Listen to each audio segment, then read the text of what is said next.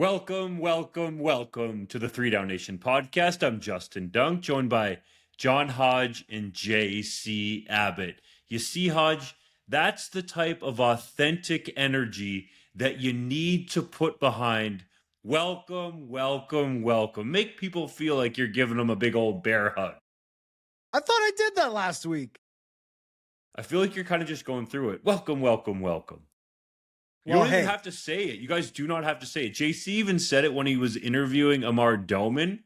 Y'all can do your own thing. It's okay. You don't have to say welcome. I'm also pretty sure that I started welcome, and then you stole it from me over the years. So yeah, that's how I remember it as well. Get that straight. But regardless of you plagiarizing me viciously and violently, I might add, maybe I will come up with something new. Also, do you remember when it started? I don't know, man. The years all run together. I just know what happened week one. That's it. For the record, if there was one of the two of you who I would pick to give me a bear hug, and this is no slug against you, Dunk, it would be Hodge. He is the most like a bear. That is You're more like an otter. That is true. Hugging Justin Dunk is like hugging a big old 2x4. There is no soft tissue. It is not comfortable. Are you body shaming me? No, I'm hug shaming you. There's a difference. Yeah, the body is great, but we want something a little bit more pillowy soft when we're going in for it. That's fair. Everybody has different tastes, right? Exactly. There were some teams that needed a hug after week one, fellas, so let's get into it. We're discussing Amar Doman opening up in an exclusive interview with our own JC Abbott about the CFL's finances and more. A surprise Hall of Fame announcement in Hamilton. Disappointing week one attendance numbers. A TikTok sensation headlining the Stampede Bowl.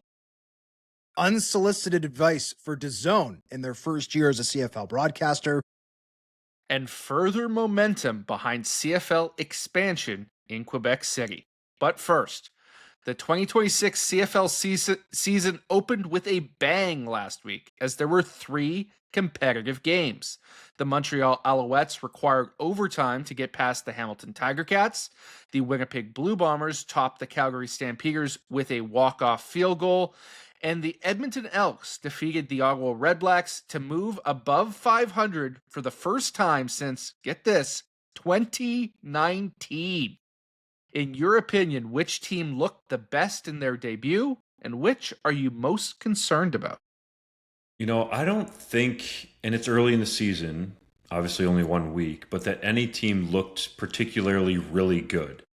Full credit to the Alouettes for their comeback win, but I don't think they played a quality 60 minutes of football. I think they would tell you the same thing. And to their credit, they showed you the level that they're at with being able to do that on the road and coming back to beat the Hamilton Tiger Cats. I think there are some question marks with Hamilton. That loss has to feel like a gut punch. It was, I believe, 24-10 at one point in the third quarter there. And then the pick 6 that Bo Levi Mitchell threw turned a lot of the momentum around. But the Ticats could have gotten back up off the mat after that, and the game did go to overtime. That Tyson Philpott grab was unbelievable. So I think Philpott in that catch, best performance of the week, catch of the year type stuff, like unbelievable. Oh, by the way, the guy's Canadian.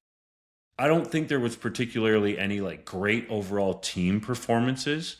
You know, I do think the Alouettes winning a game on the road, down 14 in the second half, really stands out to me because I think there are still levels to go here for them in 2026.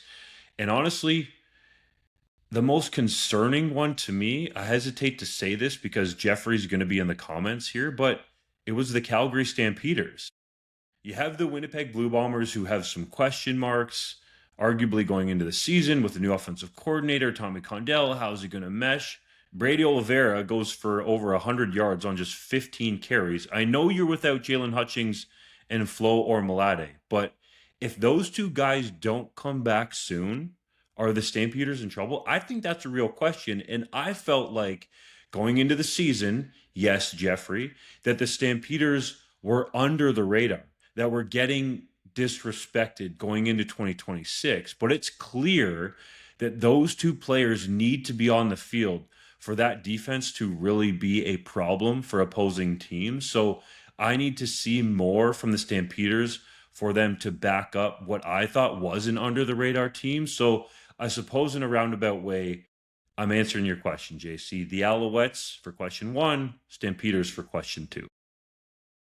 I've got the Alouettes as well, and I do think they were big play merchants this week. I mean, the Robert Kennedy, the third pick six, the Tyson Philpott circus touchdown. Like, these are not plays that you can count on getting every week. I'm not saying Tyson Philpott's not going to make catches or they're not going to get picks, but like, it's not every week that you get a pick six off a check down and you get a catch of the year nominee. That said, you're on the road, right? Playing the other best team in the East Division. I don't think anybody would argue that Toronto and Ottawa are up there right now with Montreal and Hamilton.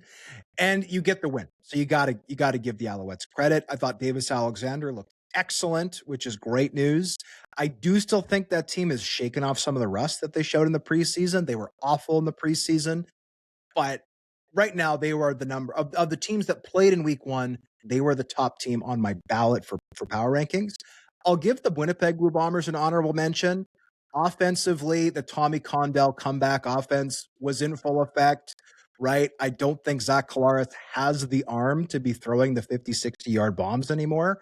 So to have the Ontario Wilsons, the Tim Whites running those comebacks, those curls, those that medium length, right? They absolutely ate it up there. And Brady Oliveira looked great. The offensive line, poor in pass protection in the first half. I thought very good in the second half. And then defensively, they got the finisher in Jake Ceresna. This is a team that finished with fewer than 20 sacks in 2025. They only had one player individually with more than 3. Jake Ceresna got 3 in game 1, which is unbelievable. They did not have that closer, that finisher on the D-line. And I thought after a shaky first half from the defense, they've got dialed in, and Jake Ceresna was the difference. And then special teams, I mean, like Trey Vavel, unbelievable. Sergio Castillo, perfect with the game winner, like special teams. And I think quietly, Jason or Justin, you talked about the struggles defensively for Calgary. The Stamps lost the West semifinal last year because of their special teams. They were the better team offensively and defensively. Look at this game. They misfielded 2 kickoffs that cost them 2 points. What was the margin of the game, by the way? Oh yeah, 2 points. They had the muffed field goal or the muffed punt return by Tyreek McAllister, and they missed a field goal. So like special teams is killing this team again, which is not good. And they gave up the big Vavel return, 53-yarder that if Nick Hallett doesn't miss a block, goes for a touchdown. But anyway, and clock management was poor clock again. management. I mean, I don't necessarily agree with that. If it's the last 3 minutes of the game and you need to drive 100 yards for a touchdown and you get there, I feel like you deserve credit for getting there and scoring the touchdown. Nobody should be like, oh, but you did it too quickly. Yeah, like, no, you went 100 yards and you scored what should have been part the of the game now, man. I guess, but it's also your defense's job to get Winnipeg off the field. And Winnipeg, it took one throw from Zach Collaros to Ontario Wilson to get into field goal range. But the team that looked the worst needs to be the Ottawa Redblacks. Like, when you put Jake Maier in there as your starter based off of one preseason performance where he granted looked very good, I was sitting there going, wow, okay, we know what Ryan Dinwiddie did with Nick Arbuckle. We know what he obviously did with Chad Kelly. We know what he did even before that with McLeod Bethel-Thompson. Like, this is a guy who has elevated quarterbacks, and I can't wait to see what the secret Ryan Dinwiddie sauce is going to look like when you slap it on Jake Maier. And the answer was literally just Jake Maier. It was, and the weather was a part of that. I get it. It was horrible. And by the way, I do want to say full respect to the folks in Ottawa who stuck it out for that entire football game. If you stayed for all 3 hours of that in the rain, you are an A+ fan. Kudos to you. Congratulations. But getting to the team on the field, I mean, it looked like one read check down, one read check down, one read check down. And when he had to push the ball late, that 2nd and 12 play where he threw it up into triple coverage again, I think it was to Keelan White who'd fallen down. Like, what are we doing? So that to me is the team that if you're pressing the panic button, anybody, it's the Ottawa Red Blacks. And I'll start with the Red Blacks because I agree with you, Hodge. They are clear and away the only team in my mind this week that should have any degree of panic after their performance. Yes, Hamilton and Calgary, you lose in ways that are concerning because you both had control of that game. But I think there are positives to take away from those performances as well. In Ottawa, I don't think there's a lot good that you can say about how they played in that game. I thought the final score flattered them. In fact, Jake Maier did not look very good under center. That offense did not look explosive. I thought the best player was Daniel Adeboboye by far. They didn't even start him for that game. He had to take over that job midway through, and I thought really powered them to some extra yardage and points that maybe the rest of that unit didn't deserve. And then defensively, they gave up far too many big plays. And yes, Edmonton didn't score that many touchdowns, but they marched down for 5 field goals in that game.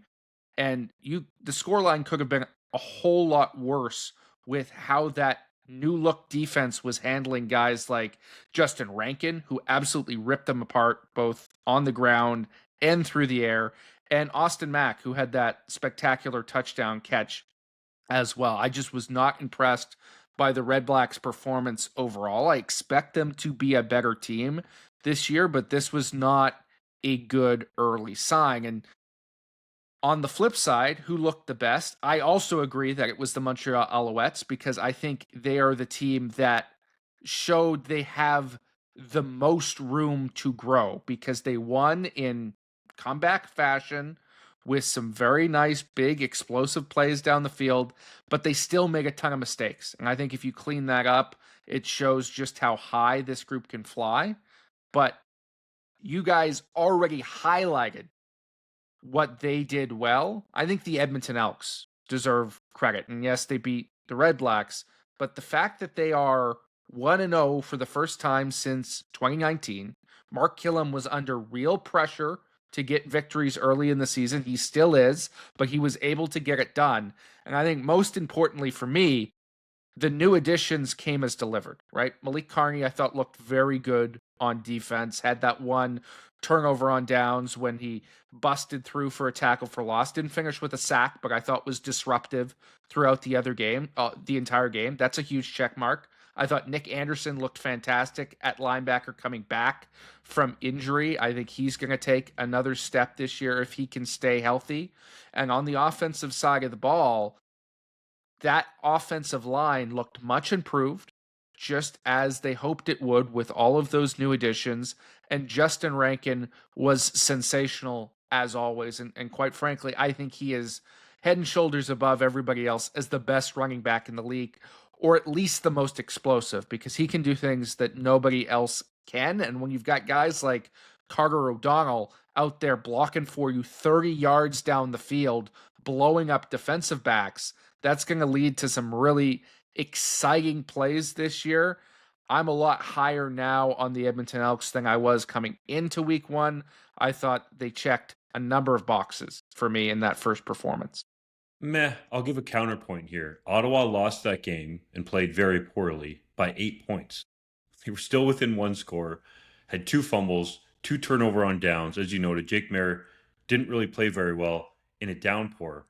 Honestly, I think there's more positives to take away from the Ottawa perspective in that game, that they didn't play very well. Justin Rankin had a massive game, obviously. 13 carries, 102 yards on the ground, 5 receptions for 94 yards to lead all receivers in that game for Edmonton.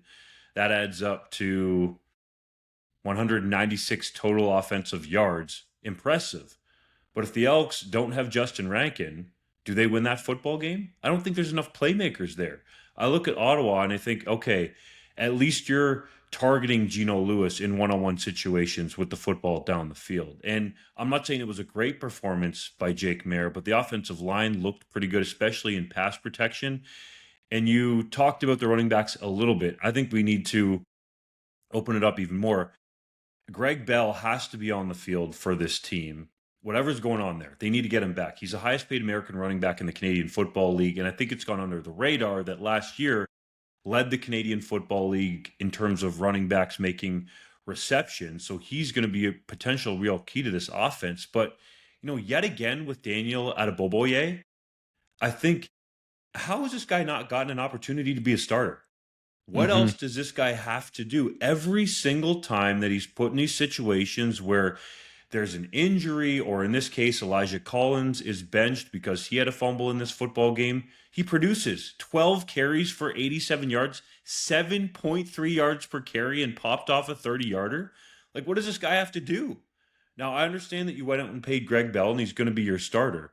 But Daniel Adeboboye, shout out to him. Great performance, helped keep Ottawa in this football game. And I think it says more, as crazy as it might sound to some people, that the Red Blacks played poorly and we're still actually in this football game. I think there's some upside to go. It was a downpour.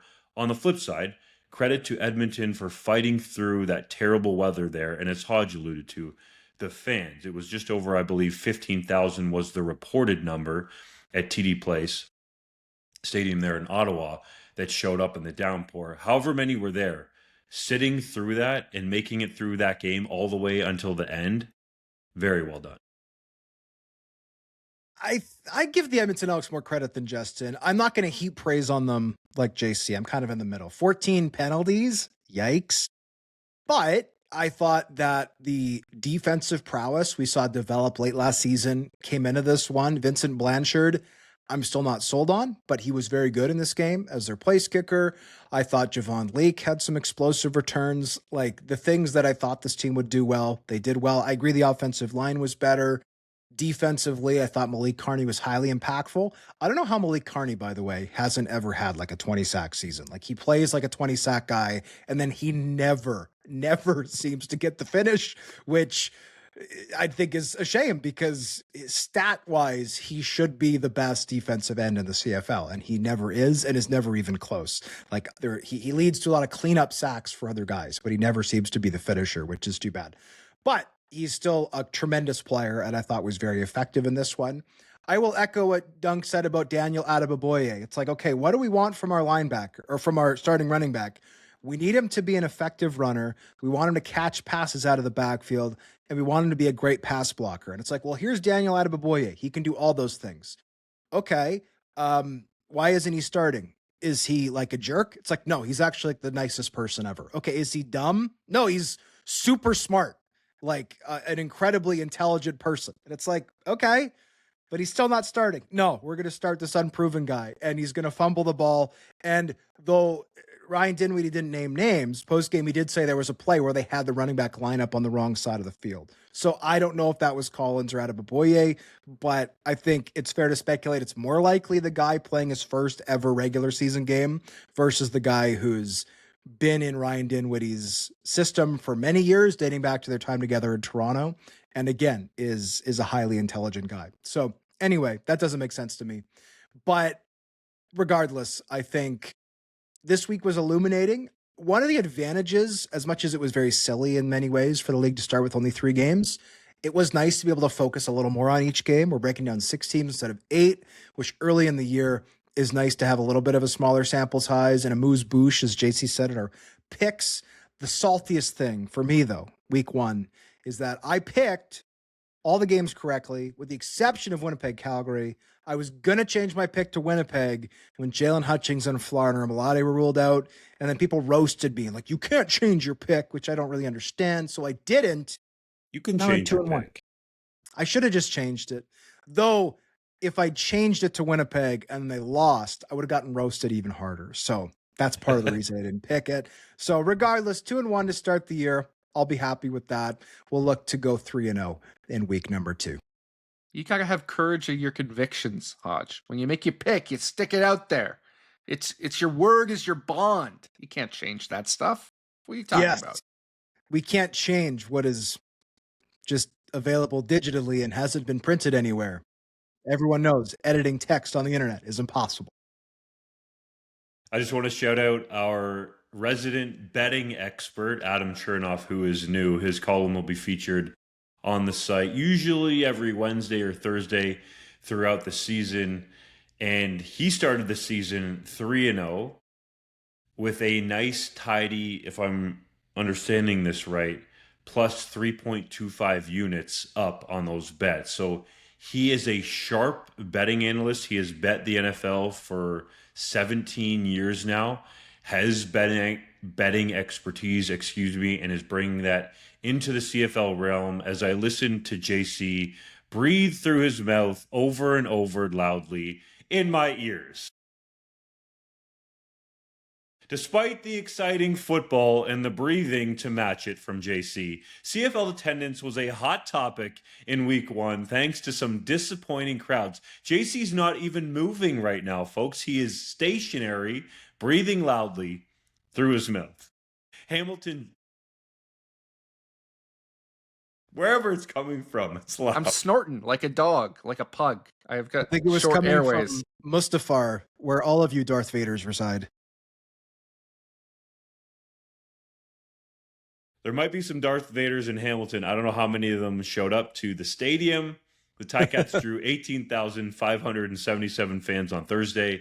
17,743 were in attendance in Calgary on Friday, and 15,038 fans braved the rain on Saturday in the nation's capital. Are those numbers cause for concern? Yes. Yeah, this was the most poorly attended home opener for the Hamilton Tiger Cats of the century. And that's not including the 2021 COVID year.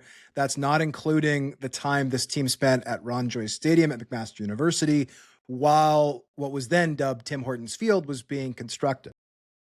But it is notable, right? And look, I tweeted about this poor attendance and I got back about 2,000 messages with about 2,000 different reasons why the attendance was poor. It's like, well, the league is stupid for starting the season too early. Kids are still in school. They're not going to come to a game during the school year. Or they're like, oh, well, everybody knows Thursday nights are terrible for attendance. You can't have a game on Thursday night.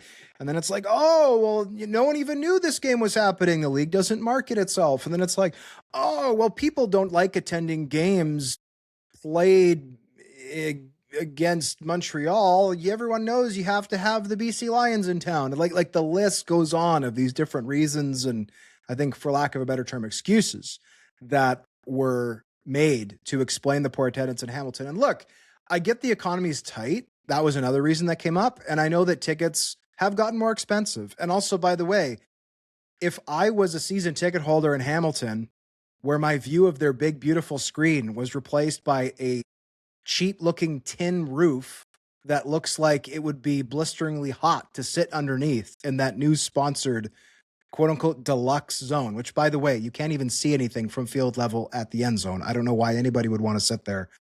I would be very angry. So that sucks if you're a Hamilton season ticket holder who can now only see part of the giant screen. How that was not thought of when they installed that thing is beyond me. I've also been told that that area of the stadium, when it was built, was originally designated to be like the home of the Canadian Football Hall of Fame. I don't think I'm originally reporting that. I think that's been reported for years.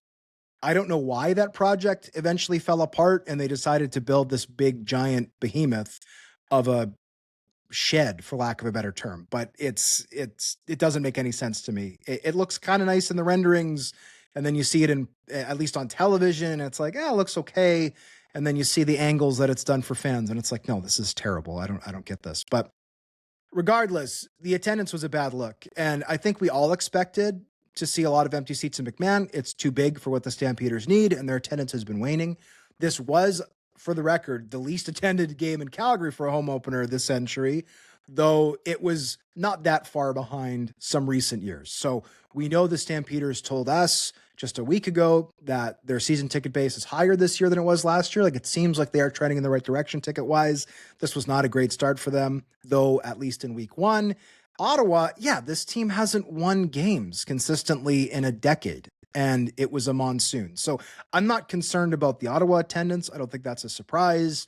And again, Calgary doesn't super bother me, but Hamilton is supposed to be a hardcore CFL audience. And their home opener last year, granted it wasn't a Thursday, so maybe the Thursday thing, there is some credence to that.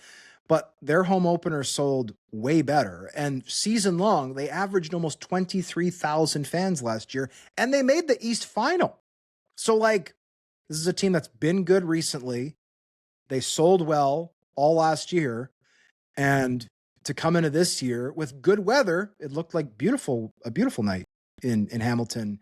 To have 18,500, like, I'm sorry, that is a story, whether hardcore fans want it to be or not. It is a story. We would not be doing our job if we didn't look at empty seats and go, whoa, that's weird. Why are there 5,000 fewer people here right now than there were on average last year, even with a lot of things to like going on in Hamilton? So it's a tiny sample size. It's just 3 games. It's just week 1. So I don't think anybody should react crazily to this, like press the panic button, But yeah, it's notable. It is a story. At least a small one, and it'll be something to follow over the weeks to come.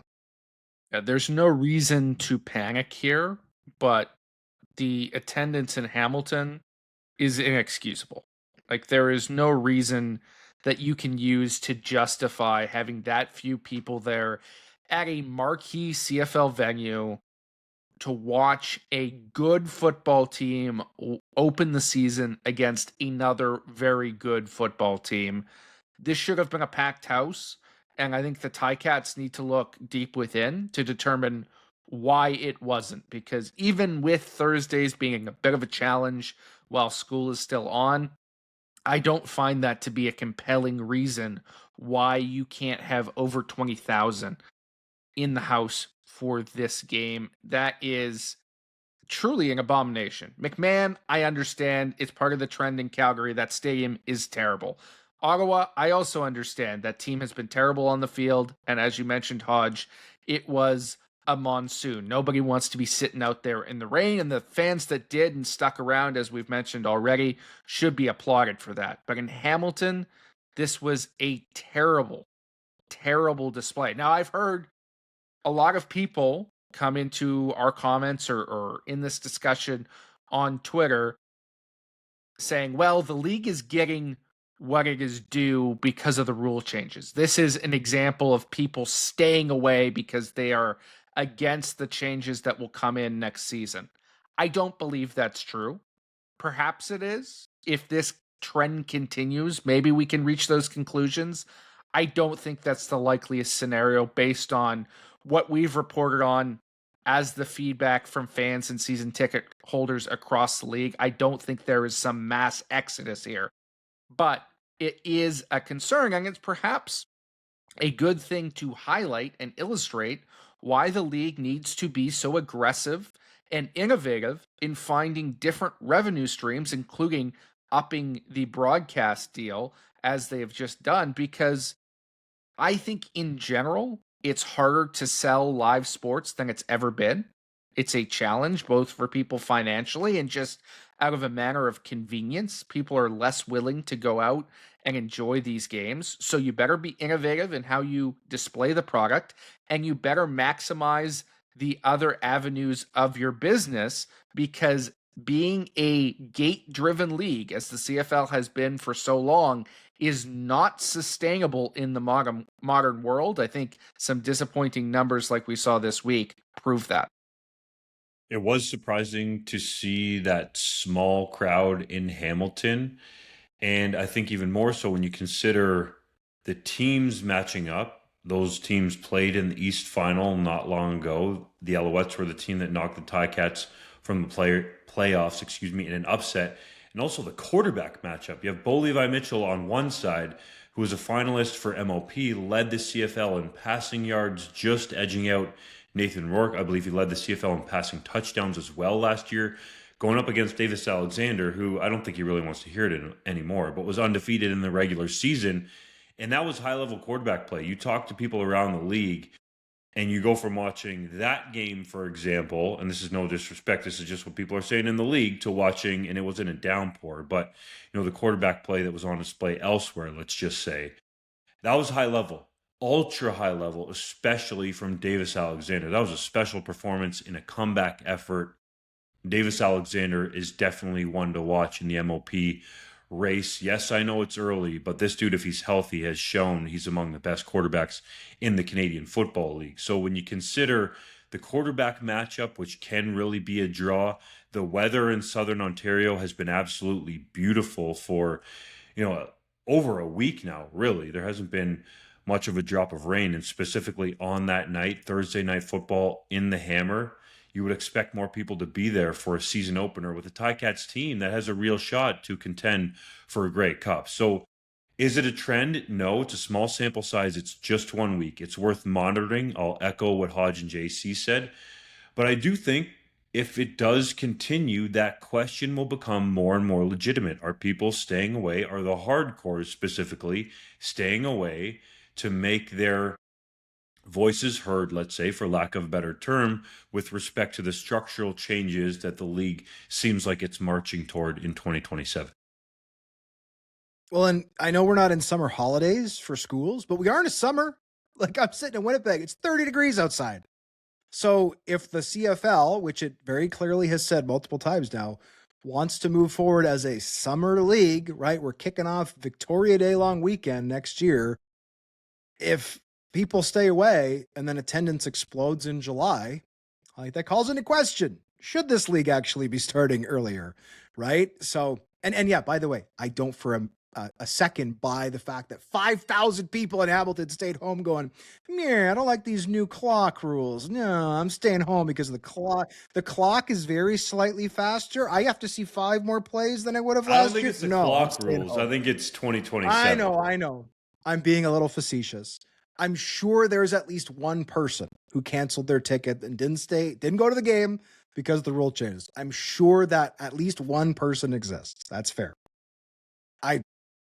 I'm saying I receive lots of messages from people being like, well, it's all the rule changes. It's all the rule changes. And it's like, well, you need to talk to the Thursday night people, because the Thursday night people are convinced the only reason attendance is bad, it's because it's Thursday night. And you all need to talk to the school people, because they're all saying it's because kids are in schools. And you guys have to talk to the, people hate Stuart Johnston. That's why it's like, I mean, I guess there's some overlap between some of these things, but regardless, the point, or the economy people think, no, it's just the economy's bad. That's the only reason. It's not a Thursday night thing. It's not a rules thing. It's not a Johnston thing. It's not a whatever. So the short answer is none of us know the exact rules. You'd have to talk to every person who went to last year's home opener and didn't go to this year's. And of those 5,000 people, give or take, you're probably going to get a bunch of different reasons, including some of them just going, oh, I didn't realize the season started yet. Which is fine. Maybe they should get their news from 3DownNation.com. They would have known there was a game, but we'll have to wait and see. It might just be a blip, right? We've had years in the past where week 1 does not sell well, and then you come back and attendance picks up. So for the sake of these teams, hopefully that's the case in 2026. JC, you went one-on-one with BC Lions owner Amar Doman for an exclusive interview, which is up on our YouTube channel, podcast feed, all that good stuff.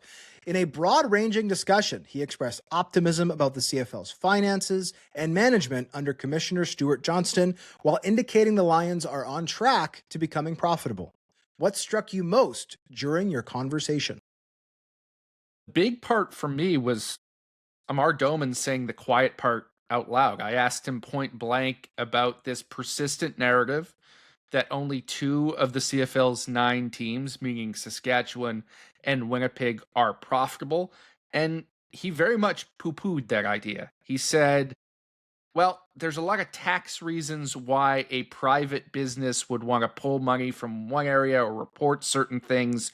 So you can't take those reports necessarily at face value. Now, he did not say that the Lions are profitable now, but he did indicate that he's very happy with where the team is at and that they are trending in the right direction. And I think some recent developments or upcoming developments will be enough to push the Lions into the black, that being the new TV deal, which he said was going to be impactful, and also a new lease at BC Place, which could be, in his words, game-changing if they are afforded some of the things that have been floated out there in terms of what the government and Pavco, the Crown Corporation that runs that stadium, are using to lure the Vancouver Whitecaps to stay in the city. If the Lions get that, it opens up new revenue streams like concession and alcohol sales and parking, potentially even stadium naming rights. That's been floated out there as well.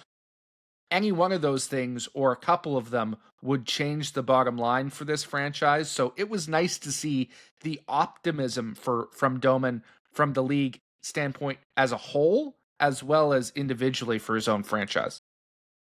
Best part about the interview for me was the fact that Amar Doman simply did it.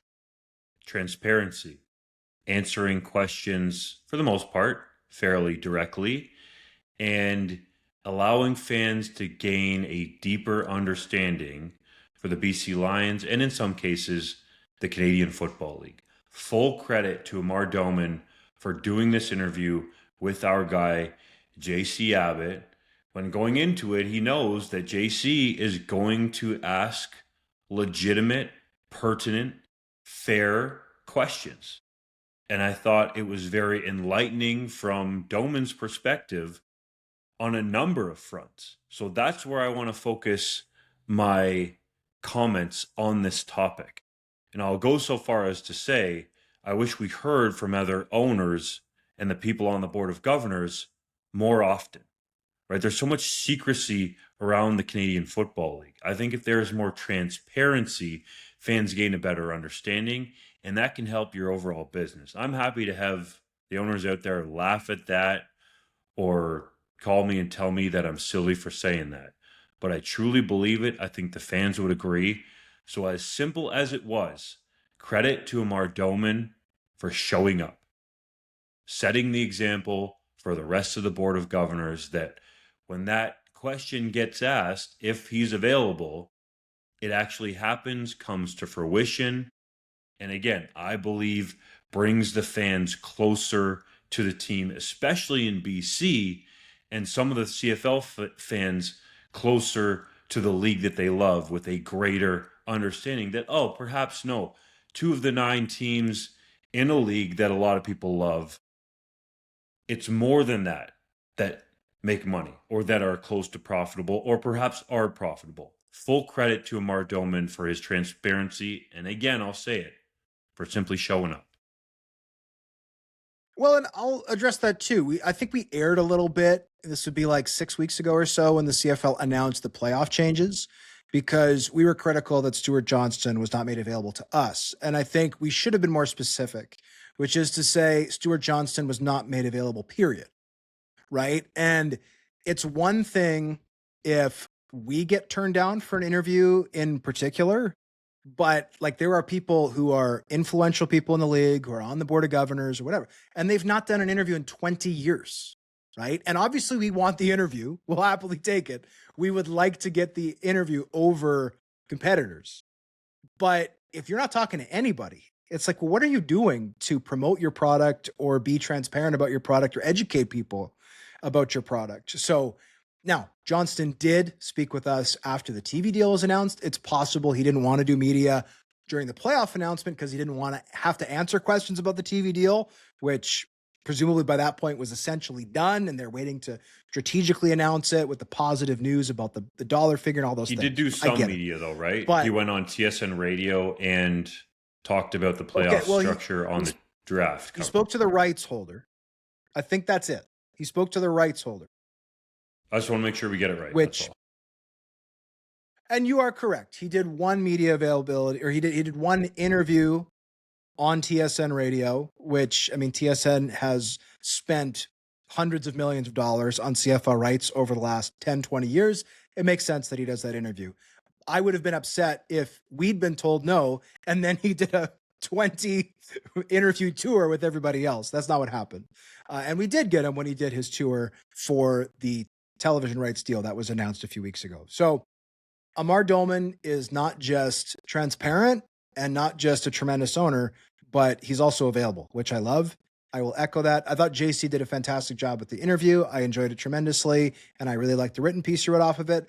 And I love this thing that Amar Doman is doing and has done since he bought into the team, which is, I think, dispel some of these myths about CFL teams being like poor folks with their hats out. Like Randy Ambrosie literally used to call CFL owners philanthropists. It's like, well, I would call someone who builds hospitals and schools a philanthropist. Someone who owns a team and maybe makes money from it, that might be somewhat of a community service, depending on how much you're giving back to the community through the team, which some teams do a tremendous amount. I don't want to downplay that, but I would not use the word philanthropist for that. And if the CFL has spent the last several decades being like, well, we're not doing well, and we all lose money, and but like, please come to our games, like, please, like, if that's the public perception, you can't then be upset when people view you as small potatoes, because it's like, well, every time I see a quote from the league about their profitability or the status of their teams, they're like downplaying their own success. They're downplaying everything. And it might be done strategically to get a leg up in contract negotiations or CBA negotiations with the players. Maybe that's the reason for this public perception. But I like Amar Doman's strategy of saying, hey, look, we're better than we've ever been. We're getting better. And yeah, I don't want to misquote him or put words into his mouth, but I'm paraphrasing. He essentially was like, it's like a private business can manipulate their books however they want to seem unprofitable. So I like that he doesn't do it in a disingenuous way, but he speaks confidently and positively about the state of the league in a way that I think is genuine and legitimate. It's not bluster, it's real. And I think it's a much smarter PR strategy than, again, adopting what we've seen from some folks over the last 10, 20, 30 years, which is just to constantly portray yourselves as have-nots, because that is not how you attract people, whether it's potential investors and ownership groups or whether it's fans to come to your product. Why would a non-fan want to become a fan of a league that doesn't seem to believe in itself, right? Like, we've seen that public perception be a thing. I think Amar Doman is taking a big old ceiling fan and sticking it in the room and getting rid of that stink and being like, no, we're a new league, new perception, new confidence, new money. Let's make this happen. And I love it. His approach has very much been, if we want to be treated like a big time league, then we have to act like a big time league. And that has been at the core of all of his investments that he's made, whether that's the concert series that he's put on for their opening games, which have been fantastic over the last number of years, whether that's been erecting a temporary stadium in Kelowna in order to play games in this province and not be cast aside entirely by the FIFA World Cup, or whether that's just renovating the practice facility in Surrey, which we'll talk about a little bit later in the show. He is willing to make those investments because he feels if he spends money, he will make that money back. And I think the returns have been showing that thus far. He seems very bullish on the status of the BC Lions, despite everything that he's put into them at this stage. And I believe that there's been positive momentum across the league in terms of the ownership groups being a little bit more like Amar Doman. And he said it's at a different level than it's been in the past in those Board of Governors meetings in terms of how engaged and forward-thinking people are. The other element that was abundantly clear in this interview is, if there is anybody out there that is still under the perception that Stuart Johnston is twisting the Board of Governors' arms and somehow marching them forcefully down this path of change against their will, that's not the case. It's never been the case. Amar Doman loves these changes. He's very much in favor of it. And he was very clear to me in the fact that they had an understanding, maybe not of all the specifics, but of the broad vision that Stuart Johnston had in terms of what to change in the league before they hired him. And that was part of the reason why they went with him as commissioner, is because they wanted somebody who was going to be willing to make bold decisions and bold changes and bring the league into the 21st century. And certainly I've nitpicked a lot of these changes. You can still be critical of them, but there is a broad consensus from the people who are Stuart Johnston's boss bosses that they want these changes, and that's what they were seeking. That's why they hired a guy who's going to go out and do it. Hopefully the other CFL owners come out of hiding. And, a lot of CFL fans won't like this, but in the NFL, I believe multiple times a year there are owners meetings where at least multiple owners talk to the media. And that seems to be a constant. And I don't want to say that we want owners in the Canadian Football League that are like Jerry Jones, but Jerry Jones is very front and center with the media. Like, he talks every postgame. I'm not necessarily saying that fans want Jerry Jones, but what I'm talking about is the transparency with the media and Jones actually being comfortable with answering these questions. So, again, credit to Amar Doman for doing so. Hodge, you will make your point more eloquently than I will, but you sent a message to JC and I in our 3DownNation WhatsApp group about David Braley owning a couple CFL teams and how people were so thankful for him for doing so. I'll let you continue. Well, the reporting around the sale of the BC Lions, and to be very clear, I, for part of this period of reporting, was not even in media, and I've never been in that market. So I'm not speaking as someone who was there doing the work. I'm just speaking as someone who was reading and listening to the various stories about the BC Lions ownership for about the last 10 years of David Braley's tenure, which started out with 10 like really good years and then had 10 not so good years. And the reporting around that, I recall, and it's a while ago, so my memory is not perfect, but the general consensus towards the end of David Braley's era was like, well, yeah, he's not investing in the team and he's neglecting it and it's suffering as a result. But man, we are so lucky he's willing to own the BC Lions because no one else is willing to step up and own them and pay the bills. And then Amar Doman walks up and is like, I've been trying to buy this team for years. Like, that was like one of the first things he said when he was introduced as the owner in 2021. And he was so thrilled. And all of a sudden everyone goes, whoa, okay. Not only was there a local, I think it's fair to say, billionaire willing to own this team, but he's been desperately trying to, and he's going to invest a bunch of money into it. And yes, the CFL had an ownership crisis, and I think actually two recent ownership crises in Montreal, but all of a sudden it's like, oh, local billionaire and media magnate Pierre-Carl Pelado wants to buy the team. Okay. Like my point is sometimes the reporting is doom and gloom because nobody has sourced the information, or at least if they have sourced it, they can't report it, that Amar Doman wants to buy the team. But in fact, that doom and gloom was, in hindsight, unwarranted.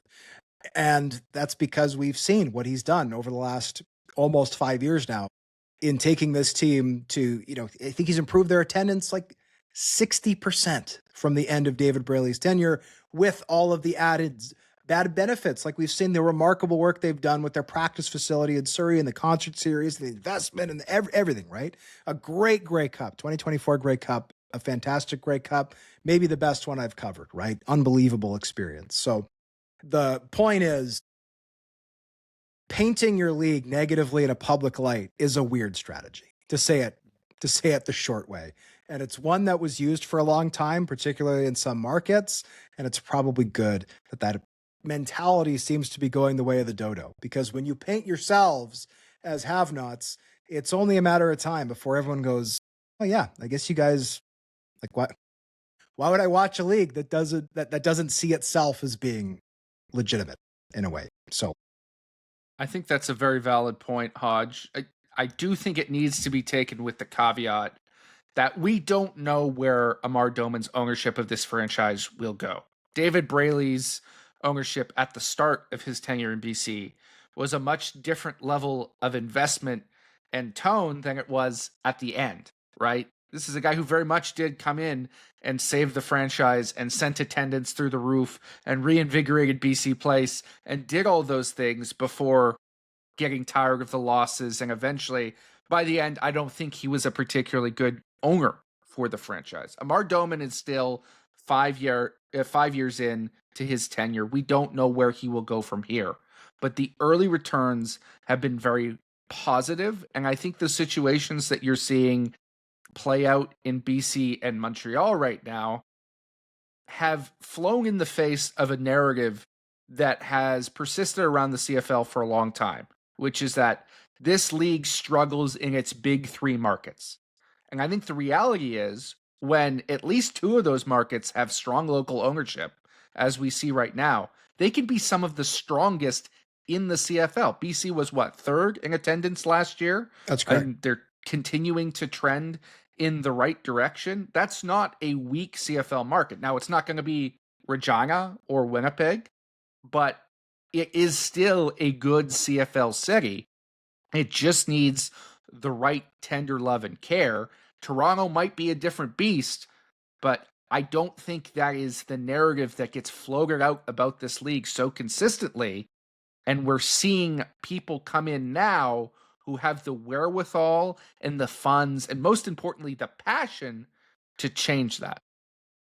You know, there's a lot of people that are in the Canadian Football League. And when you talk to people around the league, there are people like, how shall I put this nicely, to act like they are in the NFL. And I don't mean that like the CFL is lesser than the NFL, but from an egotistical perspective, that absolutely happens, that this league is, growing massively by millions of dollars each year and people are making millions of dollars in this league. We all know that is not the case. What I would like to see is those people with these massive outsized egos actually just understand what the CFL is and grow it to that level. And like Amar Doman, who clearly has little to no ego, that's what I took away from the interview, put their best foot forward and make their team, the product, what have you, whatever it is that they're doing, the absolute best, and understand that if you want to even broach that level of being treated like the NFL from a media perspective, that there are going to be fair, legitimate, potentially you see them as hard questions to answer. When media can consistently make money by covering your league, that is when you get to that NFL level. And I'm talking about like multiple media outlets. So I'm on a little bit of a soapbox here, but you hear it, and you guys have heard it too. Too often times around this league, people act like they're in the NFL. Well, it's not, with all due respect, as much as all of us love it and the people that we know around the league love it. Let's aim our goals to be at that NFL level one day. Does that seem laughable? Perhaps people might seem that way, but let's strip away the ego and go and put in the work. And that's what I believe Amar Doman has done with the BC Lions. This guy has like little to no ego, just based on listening to the interview with JC Abbott and also his media availabilities that he has done in the past. He has been more available since becoming an owner in the Canadian Football League than any other owner in this league. Think about that for a second. Think of how much growth the BC Lions have had since he's come into the Canadian Football League. So I would challenge those out there to be self-aware. Take the ego away. This is not the NFL, even though you think that it is, and you treat people poorly behind the scenes. Start treating people properly and helping grow the CFL to get to where the fans, the media, all the rest believe it can get to. That's what really struck me about this interview. And I will repeat again, think about that. I'm happy to be proven wrong. By my count, Amar Doman has been the most available owner in the Canadian Football League since he's bought the BC Lions. I don't think Pierre Carl Pelado has really shied away from doing media either. Heck, he was front and center at the Grey Cup, guys. You saw it. He was touring around the stadium with what appeared to be some other passionate Montreal Alouettes fans. Perhaps it was family or friends, was taking pictures. He was very proud that his team was in the Grey Cup. We need more people outwardly proud about owning their teams and understanding what it is in terms of their team in the Canadian Football League and where it can go. Because this secrecy does not help, okay? Let's understand that, and we can all be better. That includes us on a day in, day out basis. Yeah, I'll start here. JC, you don't think BC could be like Regina or Winnipeg? Uh, I think it depends how you define Regina and Winnipeg. I think there is, particularly Regina, a special sort of small town, only show in town type of feel that a city like Vancouver simply can't replicate. So that's what I mean by that comment. I don't think you're ever going to be the number one ticketing attraction in the city. That's always going to be the Vancouver Canucks. That's just the reality. But But hold I up, think what did you the can Canucks be average in attendance last year?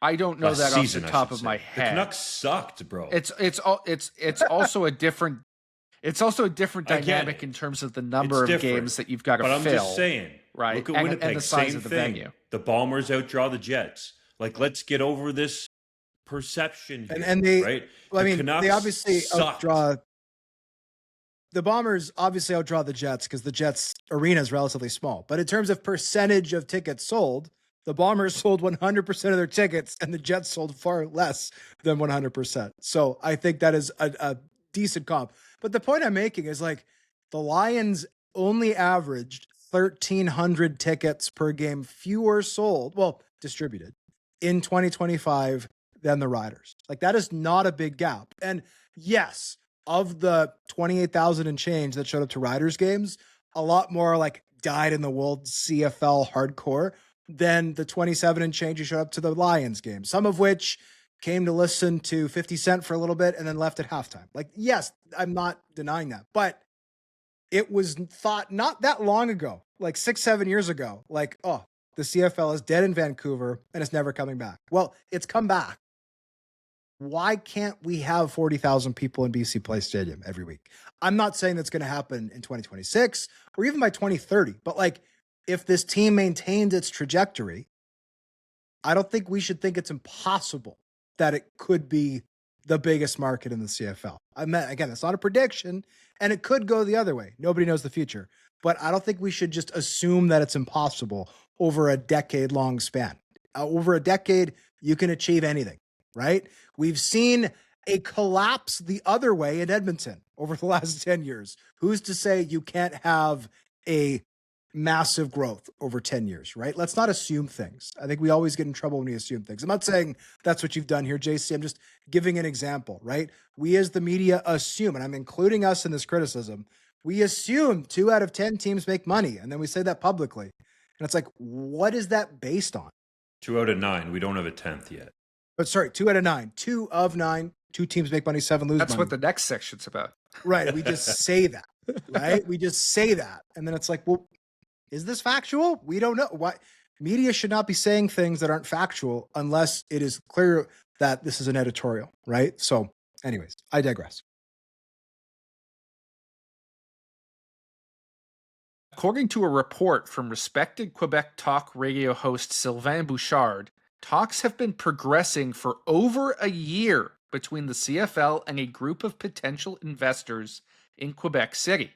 That group is evaluating the possibility of building a 25,000-seat stadium on the site of the Colisée de Québec, which could house an expansion franchise. Is this a meaningful development or more smoke and mirrors?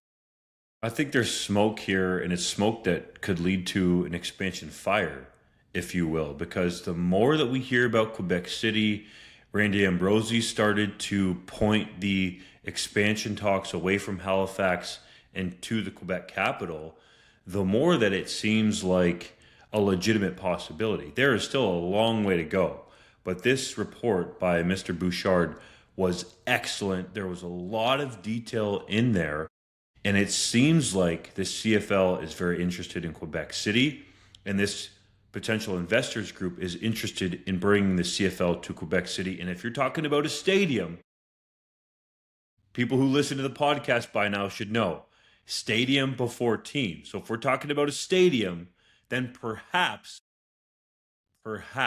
expansion to 10 teams, Hodge getting a little ahead of himself, maybe he's just excited, could actually be realistic by Stuart Johnston's 2030 timeline. He knows more than we do, And it seems like there's more and more smoke here, which leads me to believe that there could be an actual real fire.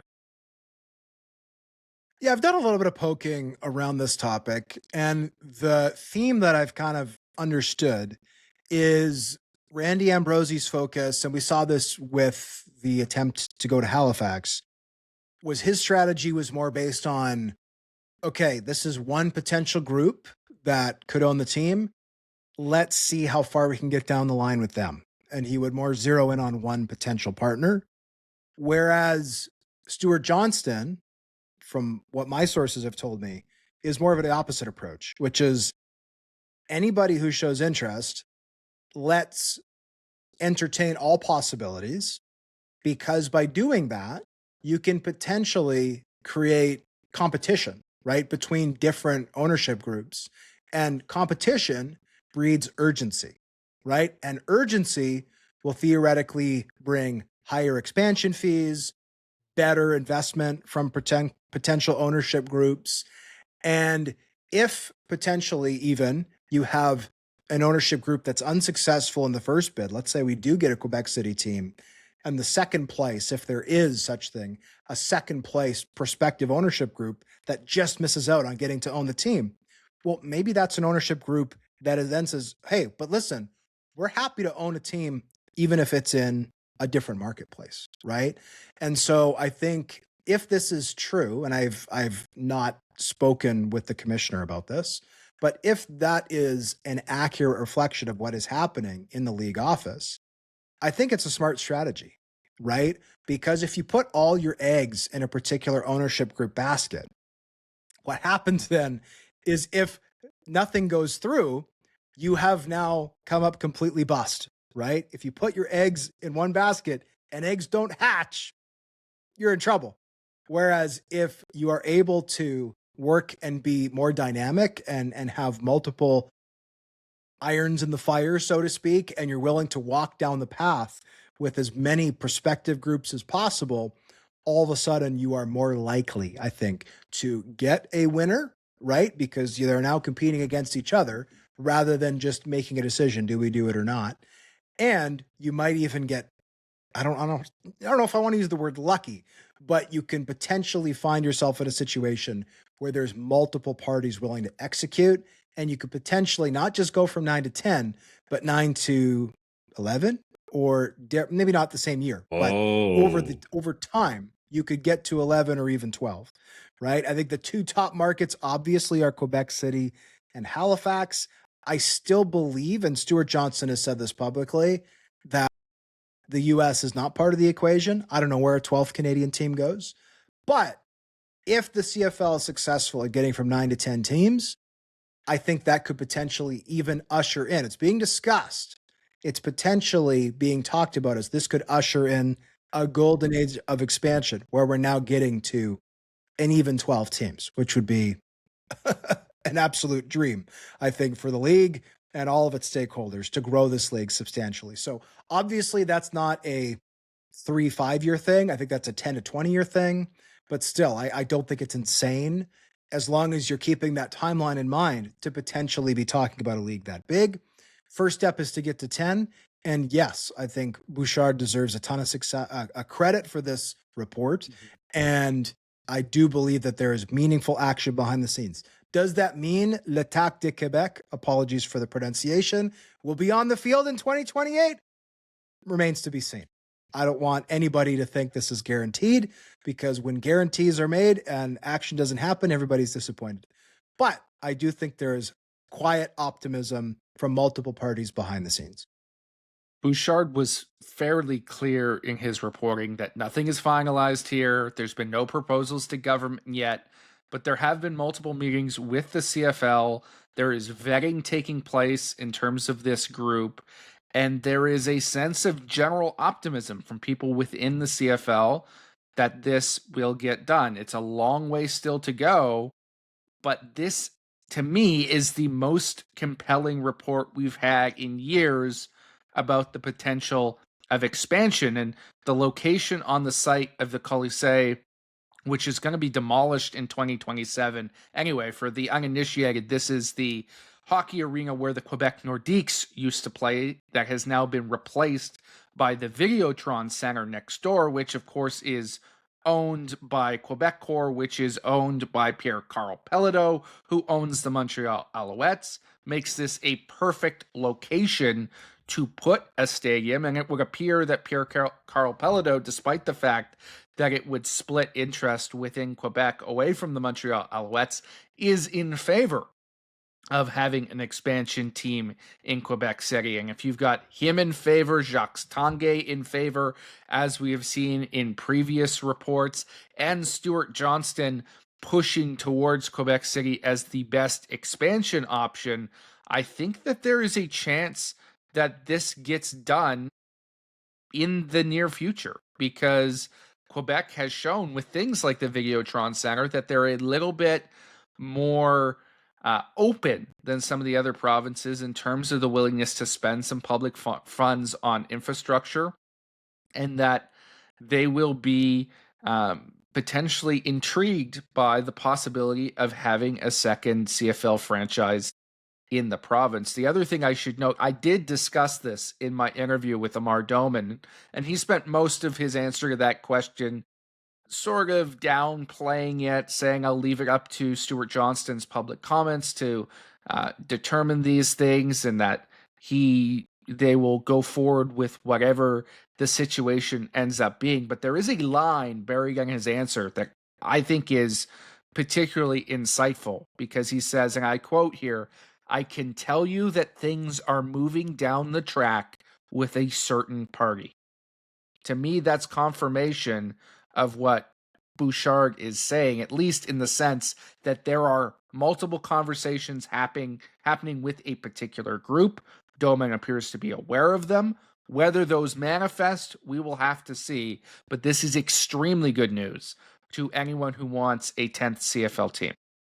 That's a key quote, and Doman would have to be aware of it because the BOG, you would imagine, would have to approve any potential new owner.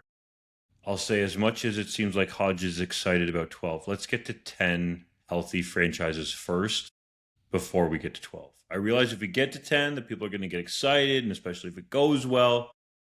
Let's have 10 first and then see what happens. Well, I'm actually excited for 20, but I just threw out 12 as a more realistic number.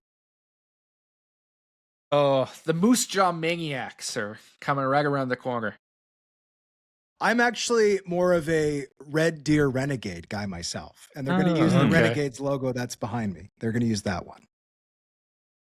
If we're going to look at other cities, realistically, I think somewhere either in Windsor or London, that corridor, I mean, perhaps you could put a team in both spots, but I think out there could make sense from a population perspective. Yeah, Windsor to me is a compelling option, and I'm not an expert on Ontario geography by any stretch of the imagination, but I think, the population size in that area. Also, it's almost, if you put a team in Windsor, almost like U.S. expansion to a certain extent, because you could theoretically attract people across the border from Detroit. Not that I'm a fan of U.S. expansion by any stretch of the imagination, but you get very much a border team if you go in the Windsor area. It's now time for JC's random neg lister, and this week I decided to look at the Montreal Alouettes neg list because they suffered some injuries at the running back position. Stevie Scott III was unable to go for the season opener after tweaking his hamstring in practice. Travis Tice also went down early in that game. That leaves Shamari Lawrence as the only American running back left on the roster. Liam Talbot, their Canadian draft pick, is on the practice roster right now in terms of healthy bodies. If those injuries to Scott and Tice are longer term, could they look to bring somebody from their neg list? Well, they only have one guy at the running back position who was added earlier this week on their negotiation list. That's Rashad Amos out of Georgia State. He's just under 6 foot, 229 pounds. I look at this kid's resume, and he is the perfect encapsulation of modern college football. Without looking at my rundown notes, gentlemen, does anyone want to take a guess as to how many schools he was listed on the roster for during his 6 years of college? Is it Kevin Glenn like? It's damn close. Gotta 6 be more than seasons, how many 6 then. teams? 7. Ding, ding, ding. You are correct. 7 different schools over a 6-year career. And that's made all the more remarkable by the fact that he spent the first 3 at South Carolina, played 13 games over that stretch, then transferred to Miami of Ohio, which was his best stop, was a third-team All-MAC selection there, rushed for over 1,000 yards with the Red Hawks, then committed to Mississippi State, decommitted to Mississippi State and went to Colorado, showed up at spring camp, left without playing a game, went to Mississippi, played 6 games there the next year, then transferred to Memphis, went to spring camp, decommitted from Memphis, and transferred to Georgia State for his final season. He was never anywhere close to as productive as he was with Miami of Ohio at any of those other stops, but a guy who, through his physicality and his ability to bounce runs outside, was very much coveted by a bunch of big-time schools. And if the Alouettes need some emergency help in their backfield, Amos is a guy that they can bring in right away. Now time for Hodge's Heritage Moment. On this day in 2019, the Montreal Alouettes fired Mike Sherman 6 days before the start of the regular season. Yes, this happened. The team promoted offensive coordinator Kaharu Jones to take over and finished the season with a surprising 10-8 record following a slow start. Jones was rewarded for leading Montreal to its first postseason berth in 5 years and signed a 3-year contract extension following the season. He was let go early in this 3rd year of his tenure with the team, finishing his stint at 18-18. He is now on staff with the UBC Thunderbirds. Let's get to it. The 3-minute drill. BC Lions quarterback Nathan Rourke was named the CFL's #1 player according to TSN's top 50 list. Can I just clear one thing up? It's labeled as TSN's top 50 list, and I get it. That helps with the marketing. But the voters come from all around the country from different media outlets. So I feel like there could be a title that's more representative of the actual voters. But nonetheless, as a voter, Hodge, was that obvious? Obviously, Nathan is the #1 player in the league. And I mean, I won't say it's not close, because that would be a disservice.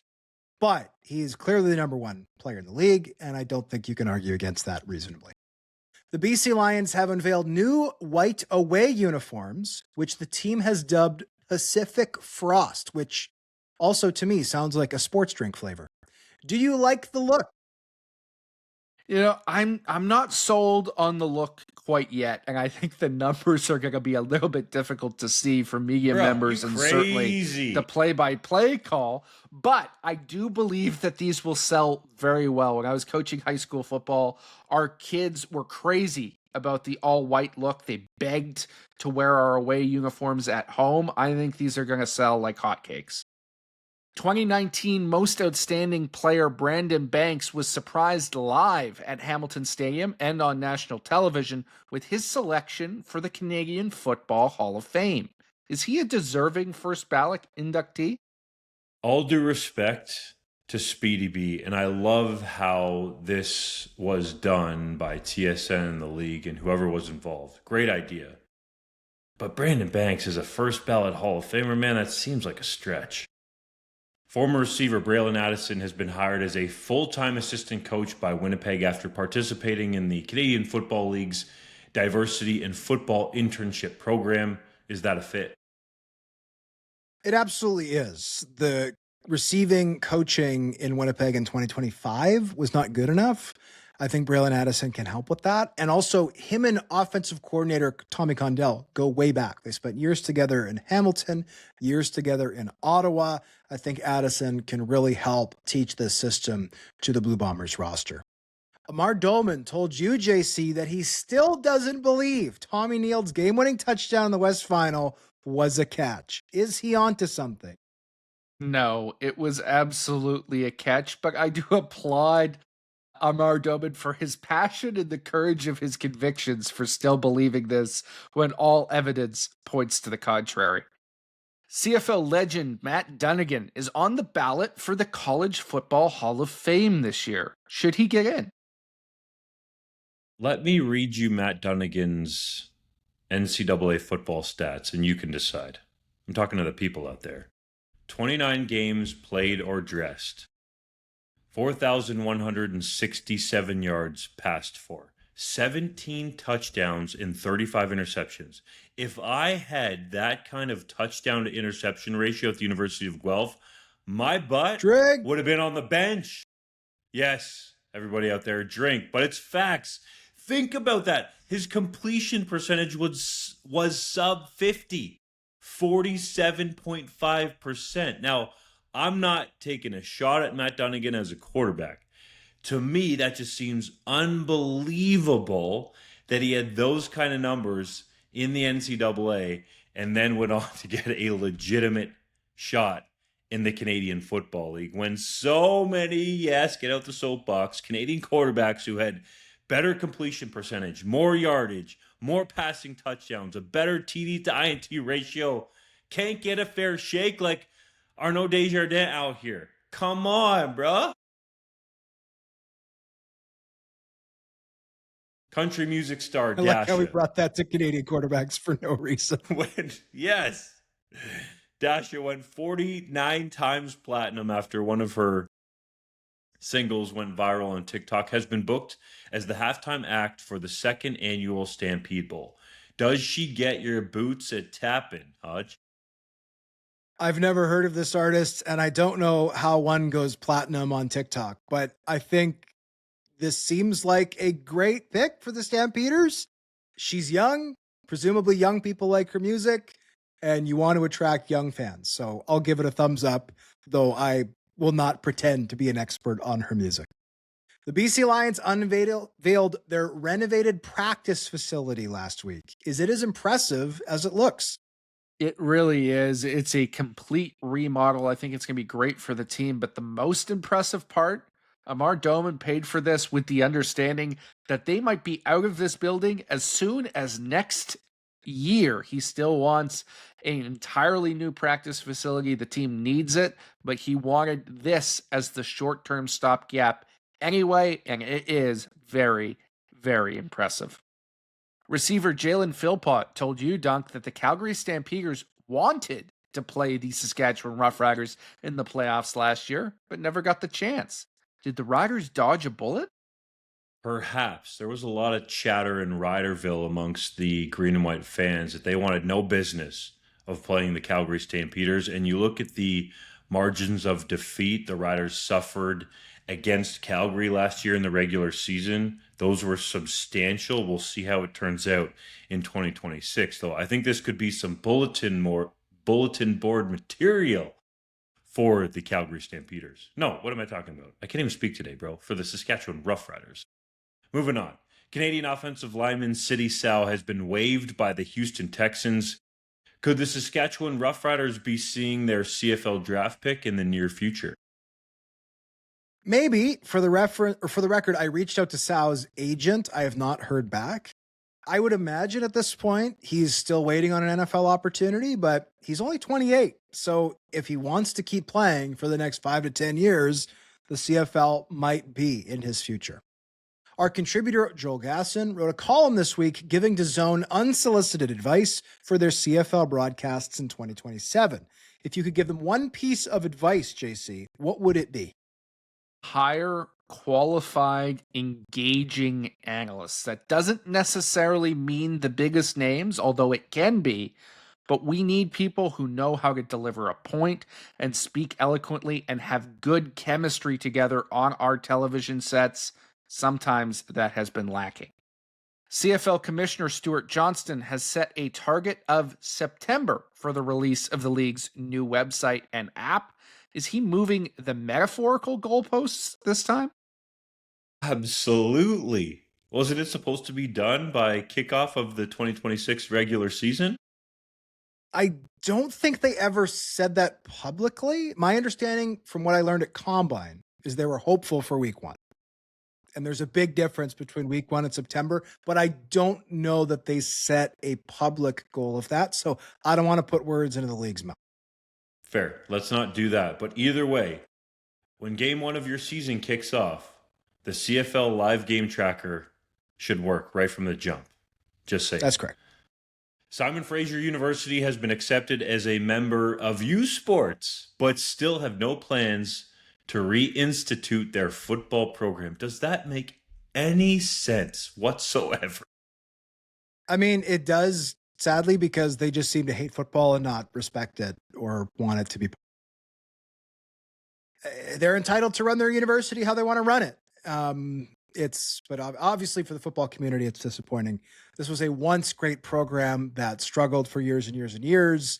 I think it could flourish in U Sports, but they themselves don't seem to want to do it. So we'll see. Maybe Ken West will get back to 7 football teams eventually without Simon Fraser. For Justin Dunk and JC Abbott, thank you as always for listening to the 3DownNation podcast. Please subscribe to our newsletter, all the latest in your inbox every day. It's free to sign up and you can cancel anytime. Enjoy week 2. JC and I will be back later this week for our picks straight up and against the spread.